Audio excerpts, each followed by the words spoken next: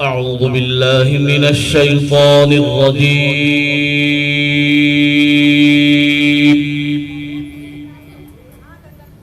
بسم الله الرحمن الرحيم.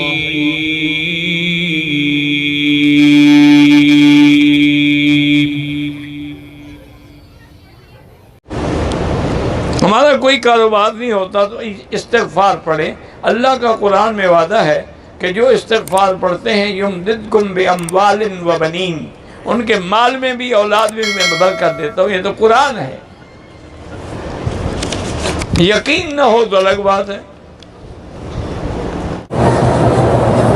پتہ نہیں کیا لکھتے ہیں آپ کہ قرآن تو پورا برکت سے بھرا ہوا ہے، لیکن خاص رزق حلال کے لیے، مال میں برکت کے لیے دو چیزیں ہیں. ایک تو حضور نے فرمایا کہ سورۃ الواقعہ پڑھا کرو، یعنی ہر رات سونے سے پہلے، اب مغرب کے بعد پڑھ لو یا عشاء کے بعد، تو جو سورۃ واقعہ حضور نے فرمایا پڑھیں گے اللہ ان کو فاقہ نہیں دے. اسی طرح آثار صحابہ میں ہے کہ حضرت عثمان غنی رضی اللہ تعالی عنہ جب خلیفہ تھے، امیر المومنین تھے، حضرت عبداللہ بن مسعود رضی اللہ تعالی عنہ بیمار تھے. ان کی عیادت کے لیے حاضر ہوئے، سلام کیا اور پوچھا کہ ماذا تشتکی، کیا تکلیف ہے؟ انہوں نے فرمایا ذنوبی، مجھے گناہوں کی تکلیف. فرمایا ما تشتہی، کیا چاہتے ہو؟ انہوں نے کہا رحمت ربی، میں اللہ کی رحمت چاہتا ہوں. تو اب حضرت عثمان نے فرمایا افلا نرسل الیک طبیبا، میں مدینہ منورہ سے اپنا شاہی طبیب بھیجوں تیرے پاس؟ تو حضرت عبداللہ نے فرمایا ان الطبیب قد رآنی، طبیب نے مجھے دیکھا ہے.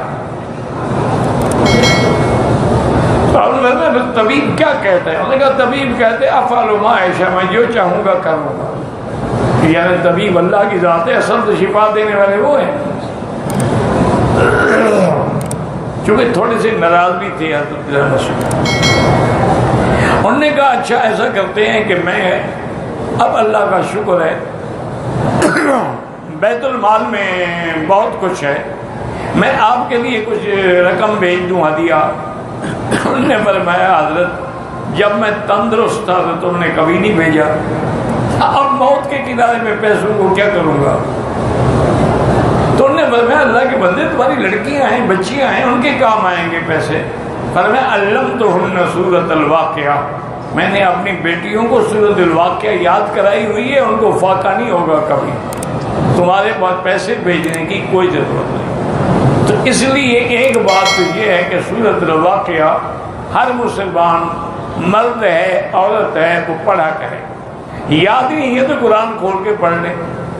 اور رزق کے لیے دوسری چیز کیا ہے؟ استغفار، کہ جتنا ہو سکے استغفار کیا کریں. استغفر اللہ استغفر اللہ استغفر اللہ. تو یہ بھی اللہ کے قرآن میں ہے کہ جب اللہ فرماتے ہیں تم اپنے رب سے معافی مانگتے ہو، استغفار کرتے ہو، یمددکم باموال و بنین، میں تمہارا مال بھی بڑھا دوں گا، اولاد بھی بڑھا